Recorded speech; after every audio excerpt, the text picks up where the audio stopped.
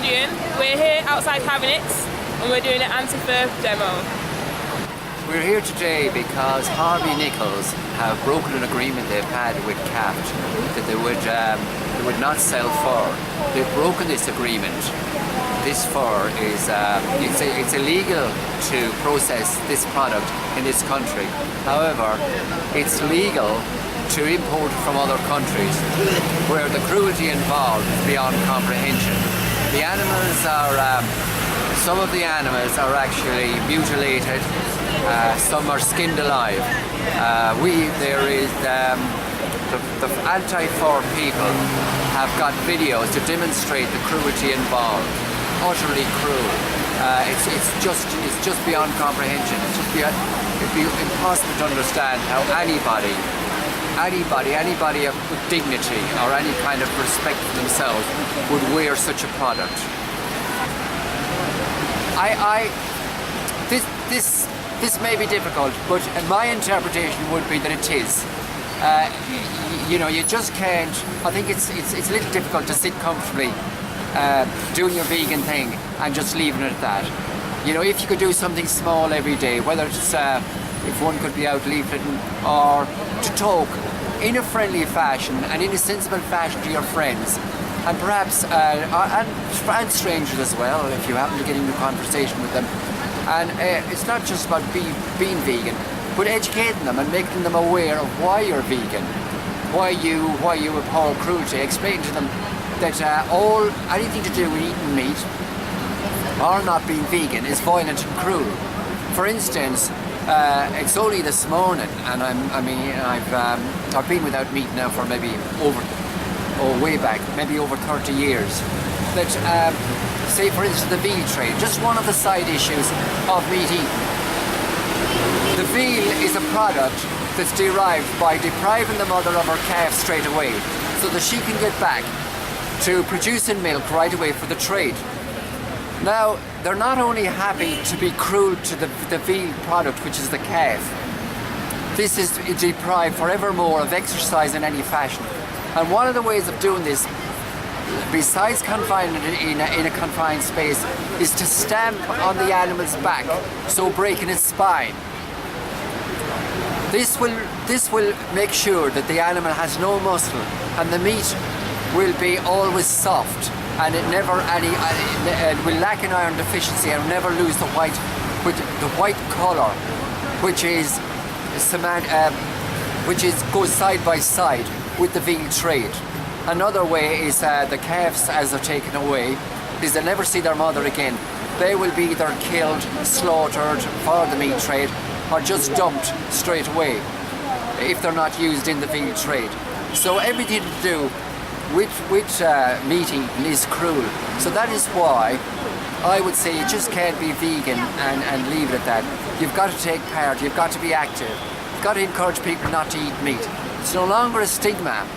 It's no longer a stigma to say to your friends, your family and everyone around you, no, I don't eat meat, I don't want to eat meat, I don't want to be associated in any way with meat.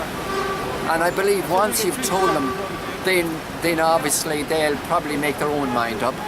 Okay, we can't go lecturing people, but perhaps example is just as powerful. Yes, I think protests are effective. Also, I'd like to say it depends how you protest.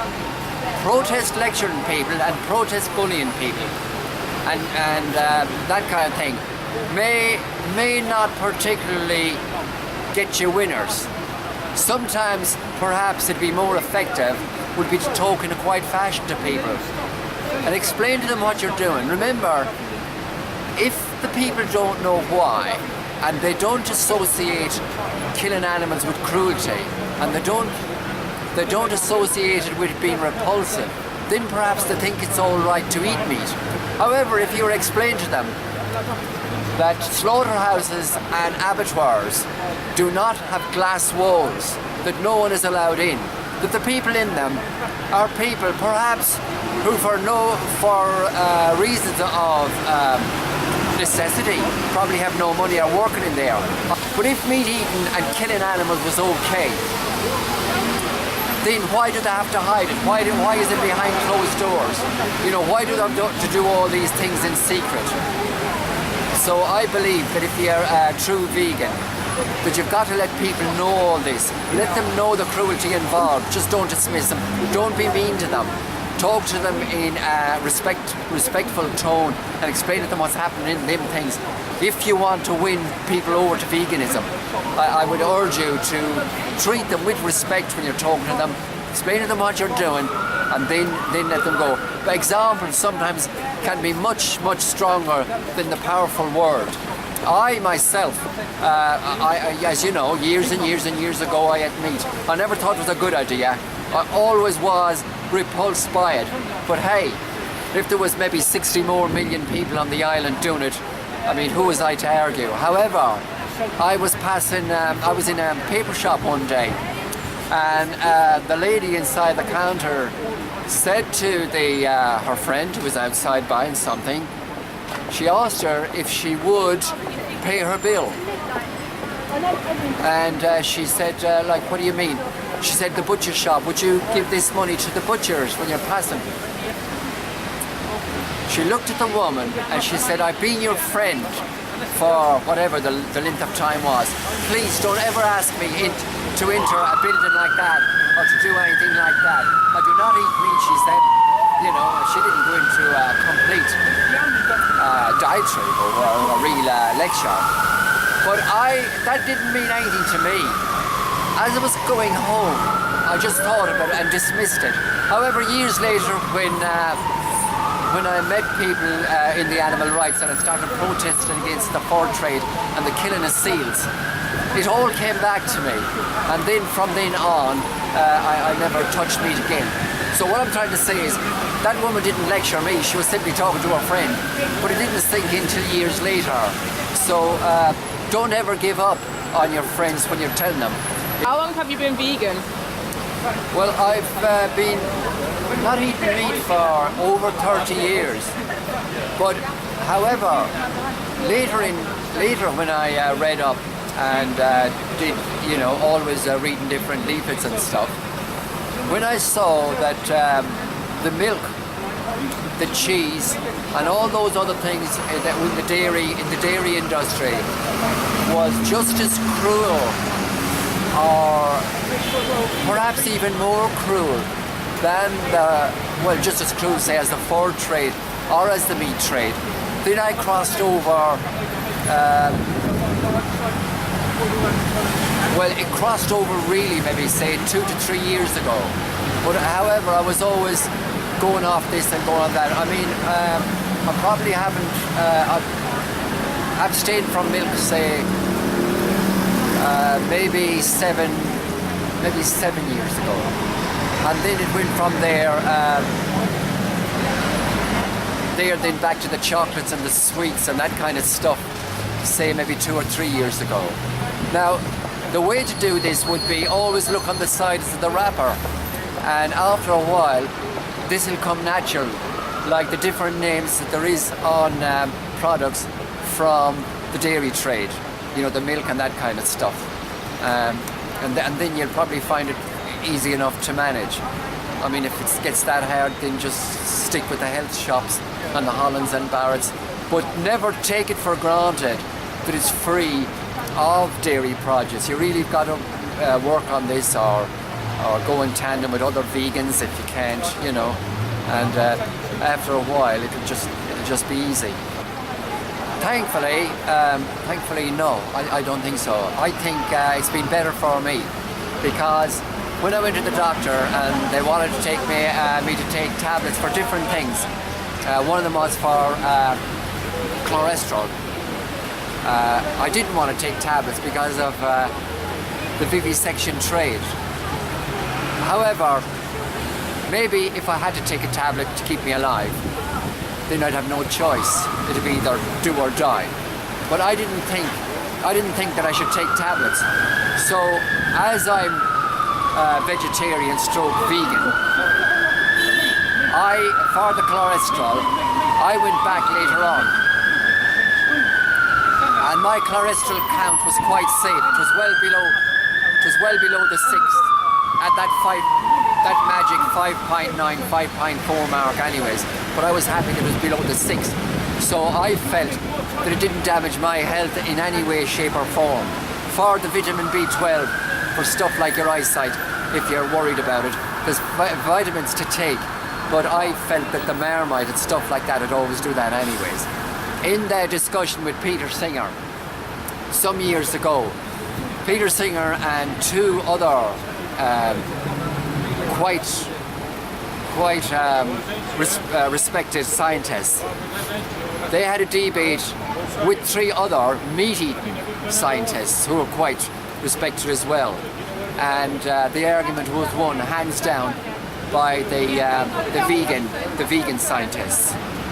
It's so long ago now I couldn't quote any of the stuff that was mentioned, but however, you could sleep in your bed safely that night in the knowledge that there was no danger to your health.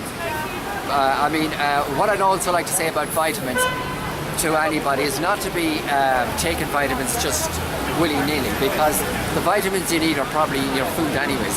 I would only say if someone felt that there was a vitamin that they were low in, then that would be the only time I'd encourage them to take any kind of products like that anyways. You know, stuff like your eyesight, muscle degeneration and stuff like that maybe you may have to look up. But this is me. I weigh about 10 stone, 2 pound. I can swim, say 64 lengths a day, which is about a mile. I think I can do things that any meat-eating person can do. I probably am a little bit healthier than most meat eaters. But there's reports and reports coming out every day, and there's none of them that's condemning the vegan diet. Yeah, unless the agriculture business or the dairy business or the meat industry, which it is in their interest to condemn vegans, otherwise they die. For instance, you all remember the time that one of the top directors from Boots at a board meeting, when asked how the profits were going, he says much better. He says cold weather, plenty of people will have colds and flu, so our profits will be up this year. What he didn't mention is you don't have to take a drug at all for a cold or a flu. It's nothing got to do with curing a cold or a flu.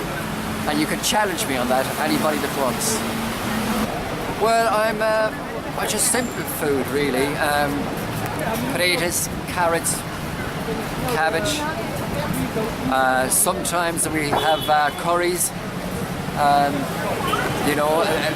See, with the Indian curries that I have, there's absolutely no meat whatsoever in them. They're not geared for meat, but yet they're really, really nice. However, if I want to spoil myself or have a night out, we go up to the Indian restaurant sometimes in Chapel Street, $5.99, eat all you want, no meat, great. Also down to the one in, sometimes we might go to the one in Tottenham Court Road. There's Egyptian restaurants, Libyan restaurants where there's no meat products whatsoever in the food. Around Regent Street, to name but a few. If you want any of them, just Google them in again. There's about 5 to 7 just good vegan restaurants alone, just in that on the plot from Piccadilly, just within walking distance. So again, that's not a problem at all whatsoever. In the morning I have porridge. With that I put things like nuts and different seeds, sometimes raisins, berries, sometimes grapes, red berries sometimes for the memory. And this is a delightful meal to have in the morning alone. Bananas if you want to bulk it up, maybe a little bit of toast, a bit of hummus on the toast. If you're a person that worries about cancer, tomatoes, because the red skin on the tomato again is a cure for prostate cancer, or it's like makes it immune perhaps. This is again is a proven cure, proven deterrent. So you can have a fun time eating vegan stuff, vegan meals. You can have the time of your life really. I don't think I'd ever want to go back, even if meat was cruel now, or even if there was a magic way of making meat without any See, in other words, it was a non-sentient creature, you know, that just didn't feel pain. I don't think I'd want the trauma of the grease and all that heat and that smell in the kitchen anymore. I just wouldn't want it. I can live happily without anything to do with that.